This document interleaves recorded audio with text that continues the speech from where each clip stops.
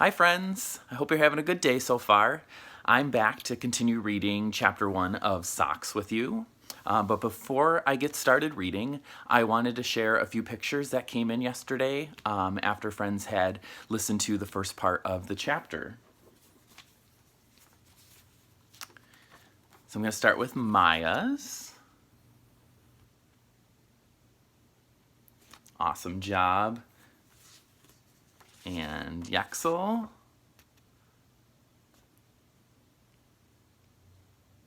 Awesome. Aaliyah, who did like a whole series of different things that happened. Nice work.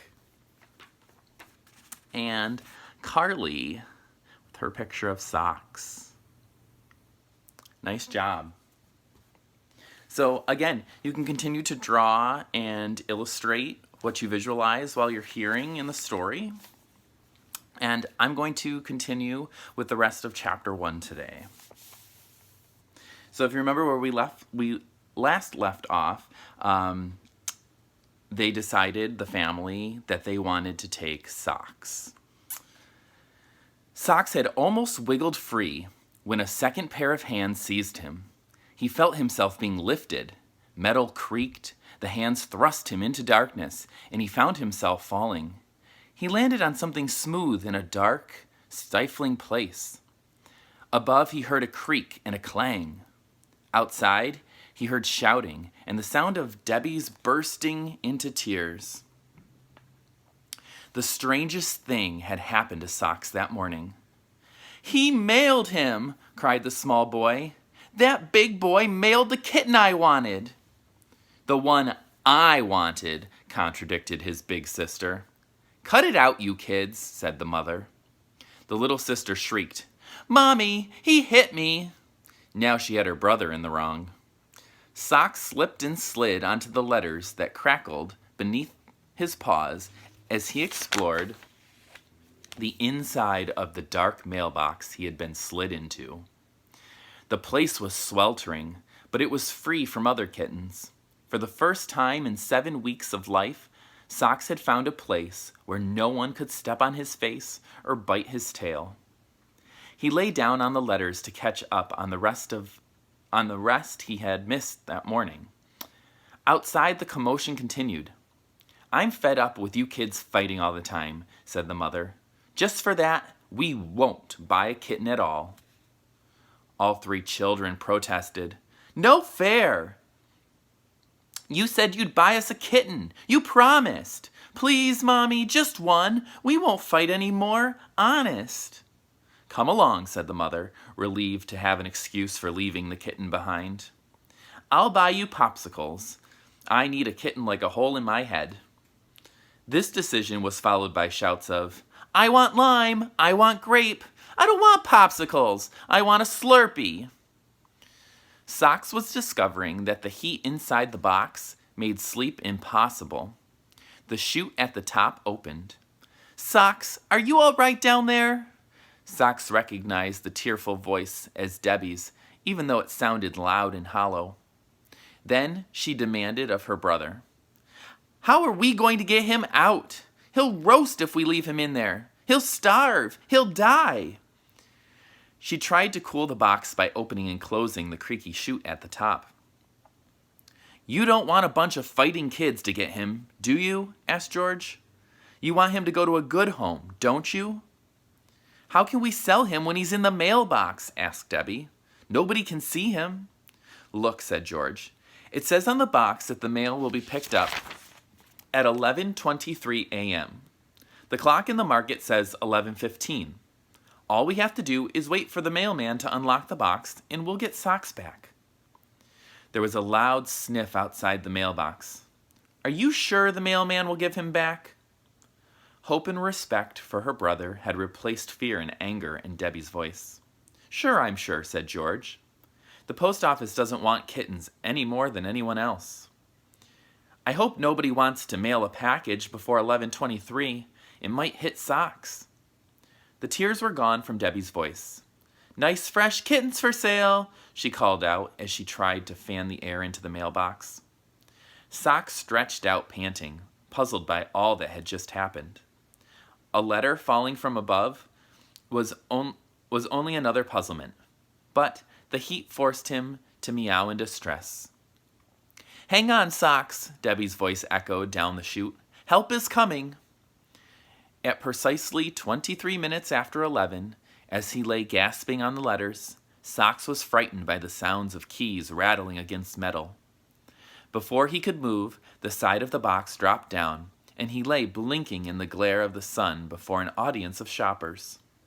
"Well, how about that?" said the driver of the mail truck when he saw the kitten. "Socks!" cried Debbie, rescuing her kitten from the letters. "Don't you know it's a federal offense to tamper with the United States mail?" asked the driver as he scooped mail into his bag. Debbie looked so alarmed that he said, "Relax, I'm only joking. A kitten doesn't count as mail. Unless he has stamps stuck on him, and even then, I'm not sure." There's actually a illustration here of them all peeking in at Socks in the mailbox. The scene attracted more shoppers. A young couple pushing a cart of groceries toward the parking lot paused to watch what was going on. Debbie, trusting their appearance, held Socks up for their inspection. "This is Socks," she said. "We named him Socks because he looks like he's wearing white socks." "He's the smartest kitten in the bunch," said George, his voice brimming with hope. If they sold one kitten, they could sell more, and he would be free to go to the library. Unaware that his future was about to be decided, Socks struggled and meowed to be put down. Debbie would not let him go. "See," she said to the young couple, "he likes you." "Look at his little paws and his pointy tail," cried the young woman. Her name was Marilyn Bricker. "And look at his beautiful markings, those black stripes on his head, and the black rings around his tail like the rings on a raccoon's tail, and those little white socks. Oh, Bill, we must take him. We need a cat to sleep in front of the fireplace this winter, now that we have a house." "He's a very smart kitten," George pressed for a sale. "He's housebroken, too." "I always wanted a kitten when I was a kid," remarked Bill Bricker. "But my mother didn't like cats." "Then you should have a kitten now," said his wife. Debbie and George exchanged a look that wiped away their disagreements of the morning. They were about to sell a kitten. Mr. Bricker reached into his pocket. 50 cents is the best offer I can make," he said with a smile. "Oh, that's all right." Debbie was willing to be generous. "Daddy said to give them away if we had to." "Thank you," said George as he accepted the two 25-cent pieces. Debbie felt she should say something to make the transaction official. "Satisfaction guaranteed or your money," she thought to herself about what she was about to say. Instead, she handed the kitten to Mrs. Bricker. "Bye, Socks," she said. "Be a good kitten."